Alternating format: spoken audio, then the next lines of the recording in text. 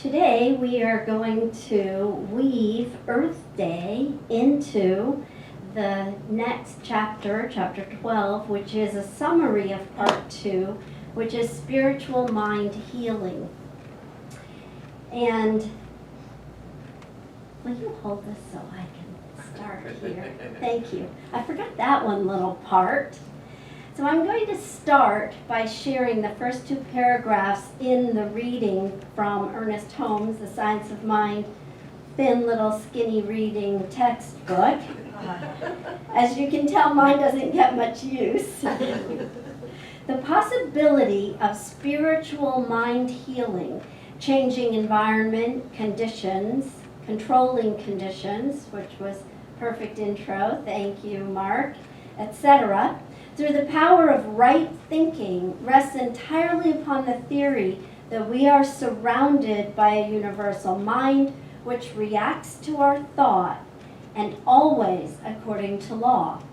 Spiritual man and woman is perfect, but his individual use of life and law enables him and her to cover a perfect idea with an apparently imperfect cloak.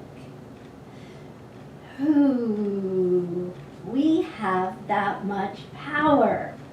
And therein lies that magnificent responsibility of not complaining about our life, but making a change wherever a change is needed for us to experience all the joy, all the peace, all the goodness that we came here to enjoy.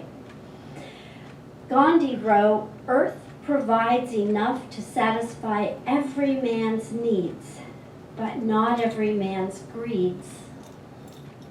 Wow, how perfectly that fits in with those first paragraphs from Ernest Holmes.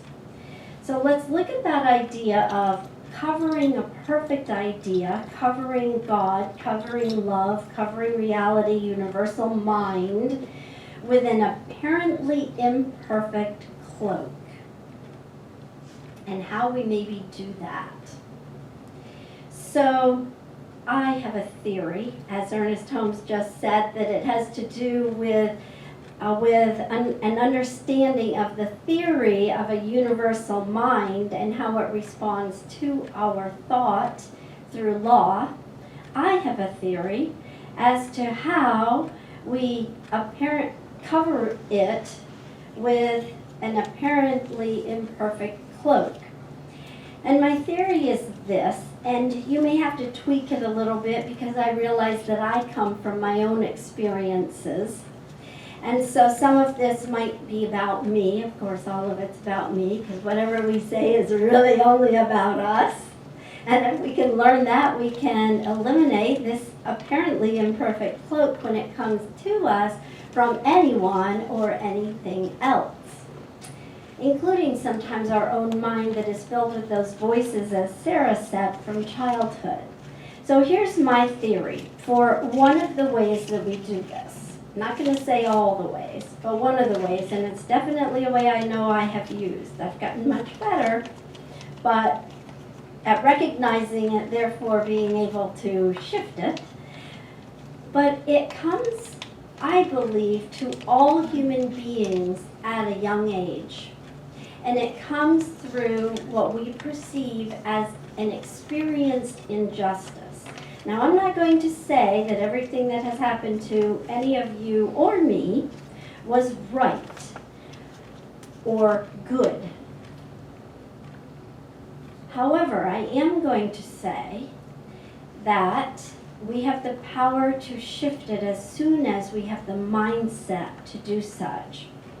So what happens when we experience, especially as a young child, before our brain has even completely developed into the logic that we all have today, right? Maybe. Is that we take it in and our mind begins to think about the hatred, the fear, the anger of the experience, and the blame of who the other person or people are that have caused this injustice to us. Now, I'm not talking at all, once again, as to whether or not it was an injustice. What I'm talking about is our personal power to change the way that we take on the thoughts about the experience. So and I invite you this week, because as I started thinking about this from childhood, I started noticing my mind when somebody would do something that would brush up against me, give me prickly hair. I started noticing what my thought was about that person or that situation in that moment. And the only one that owns that thought is us. So when we bump up again, not just in childhood, when we today bump up against something or someone that strikes a thought of fear, hatred, anger, frustration, not good enough, not worthy, lacking in some way, limited in some way, whenever we have that thought, we want to instantly neutralize it and take on its equal and opposite and more powerful idea that is of the nature of God. So I'm suggesting the theory that in childhood we take that on, and then it shows up as a result or a condition in our life. And when we're a child, perhaps that would be acting out, maybe stealing or lying or having temper tantrums. But it gets stuck somewhere within us. And it shows up in our adult life by I'm going to use the words drug of choice, because that's inclusive of everything, from food to whatever we use to cover that, to use as that cloak, that apparently imperfect cloak, that we can then tell ourselves how bad we are because we do this or have this or think this, instead of fixing it. Not that anything needs to be fixed, but if you want to, shift it. So, I thought you were going to say something. Okay. So it shows up as acting out behaviors in some way, but my theory, which I think some of us already think that some of these theories we have already proven enough to ourselves to call them facts, is that it shows up as diseases within the body. And those we hold on to for a longer period of time, and we don't always know where they come from. And it's not important that we go back and dig a big hole to China to find out what the horrific thing was that happened that we suppressed or repressed or just forgot about because we took on this other behavior that we could control, being angry. What is important is that we realize that there was something there. There is an apparent cause back of what is the effect today, and that we work to shift the cause so that we can experience the effect that we desire. So some of those ways: forgiveness, and that's a big one. I think what happens is our mind goes to an imbalanced state because the person who we feel has committed the injustice to us, especially when we're young, we see them in other scenarios where we see them as kind and helpful and fun and friendly and popular. They're laughing and having a good time with everyone around us, and our little minds are thinking, how can that be? And the two scenarios don't fit. The injustice that I experienced to what I am now seeing of this person in this other realm. And in childhood, our mind doesn't make sense of it, and so it has to go somewhere, and that becomes the acting out, the effect. But as we've learned to forgive ourselves for whatever the thoughts are that are of negativity, we are able to return to a balanced mindset where we can release that which no longer serves us, the thoughts that we have that are negative. So as I was contemplating my theory of cause and effect, knowing truly that the ultimate cause is always God, getting back to that is the part of the healing, I became curious about other species and disease versus longevity, because I find it fascinating that to think that we may hold on to things from childhood that stay with us in our bodies and create dis-ease today for us. So I looked up some of these things and I was fascinated. The world's oldest fish is the Greenland Shark, and she is a female who is 392 years old, living in the Arctic and the North Atlantic Oceans. Now, scientists have done a lot of study on this fish, and they believe that it is due to the slow metabolism. Stress doesn't exactly give us slow metabolism, does it? De-stress. They live at a leisurely pace of living. So, can you imagine moving along, gliding along like a fish in life, feeling that peaceful? How about the oldest living terrestrial animal? His name's Jonathan, and he's a giant tortoise. He lives on the island of St. Helena, and he is presently about 190 years old. Wow. Now I know when I started seeing these things, I was like, oh, this is a God thing. Bringing me from how that disease within the body can manifest from the thoughts that I had years ago. Talk about how many, to realizing that it doesn't have to be so. The longest lived animal ever discovered was the quahog clam, about 507 years old. And the bowhead whale, the longest living marine mammal lifespan, exceeds 200 years. Those are some remarkable facts.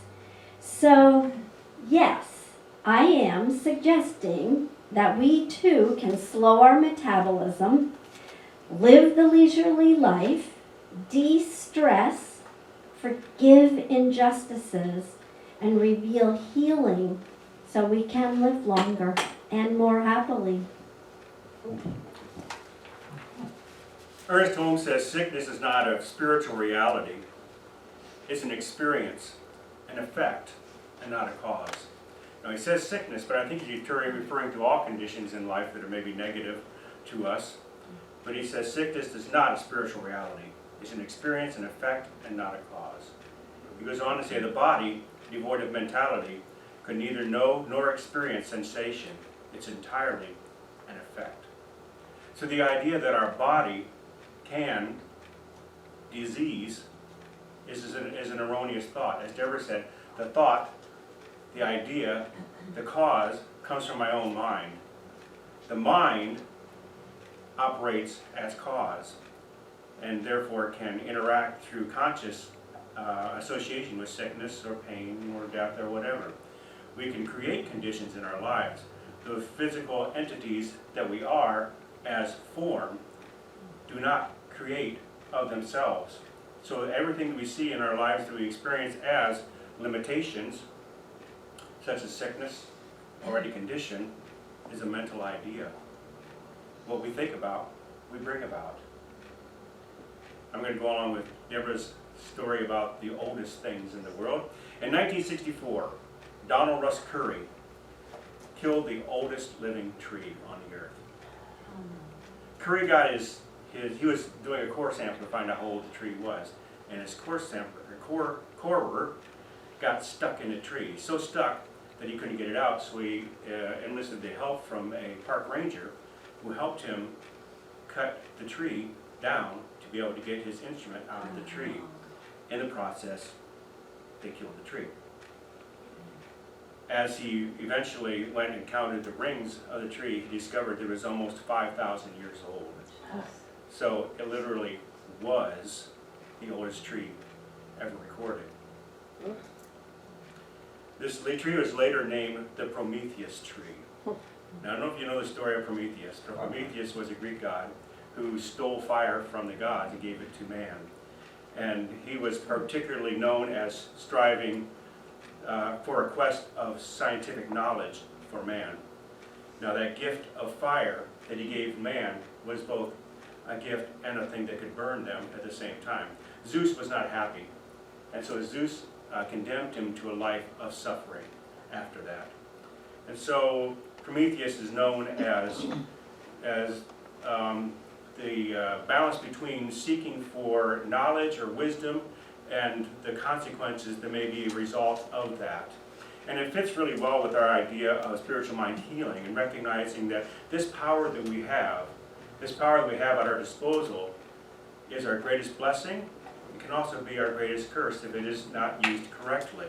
What we think about, we bring about, and the thoughts we hold in our minds, we create in our lives. And if those are thoughts of healing, that's good. If those are thoughts of destruction, or even if we don't recognize the idea that we are thinking destructive thoughts, it will have destructive influence on our lives.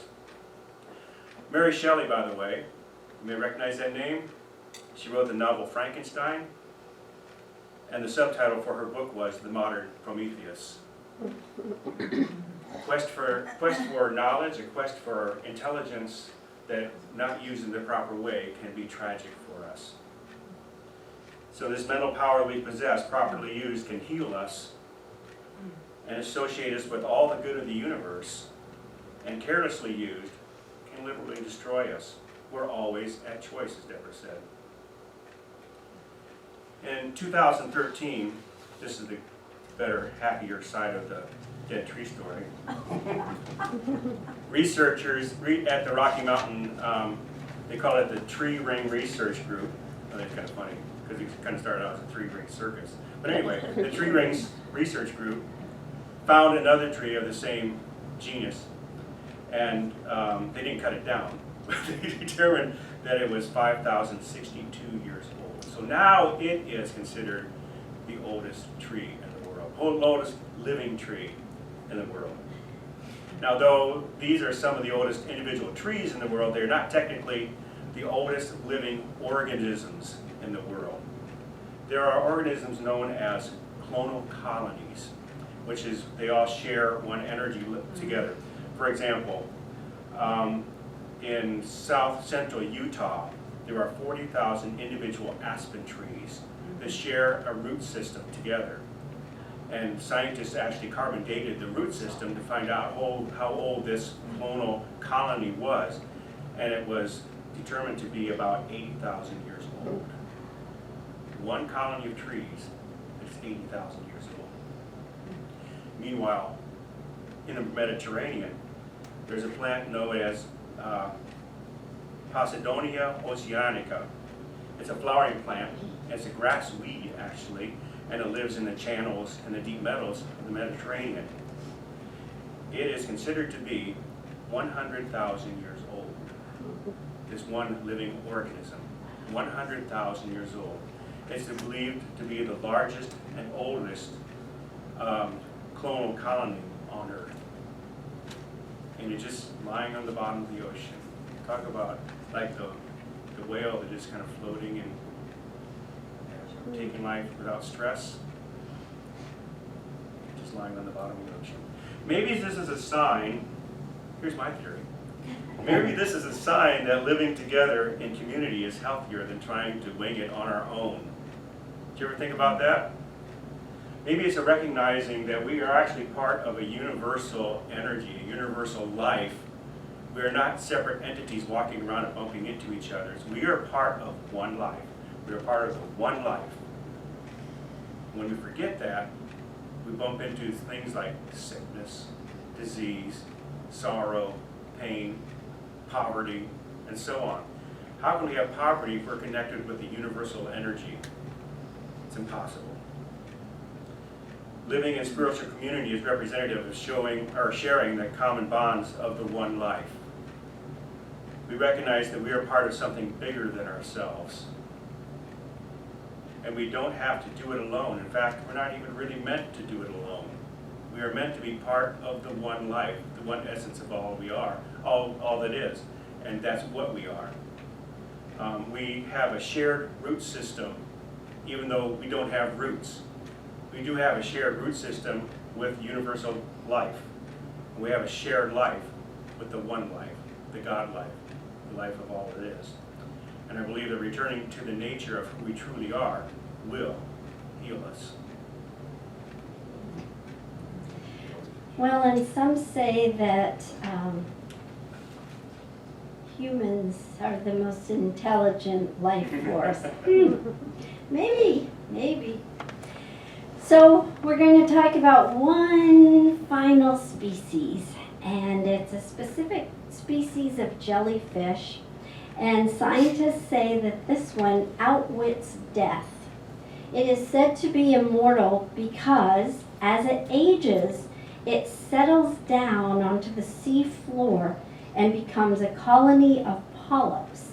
And the polyps are individual organisms which spawn new, genetically identical jellyfish. In fact, this type of jellyfish becomes harmed. If it becomes harmed physically, it can transform back into a polyp at will. Pretty amazing stuff. And so, let's See, we're working together as one. And so let me share the last two paragraphs from this chapter. The greatest good that can come to anyone is the forming within him of an absolute certainty of himself and of his relationship to the universe, forever removing the sense of heaven as being outside himself.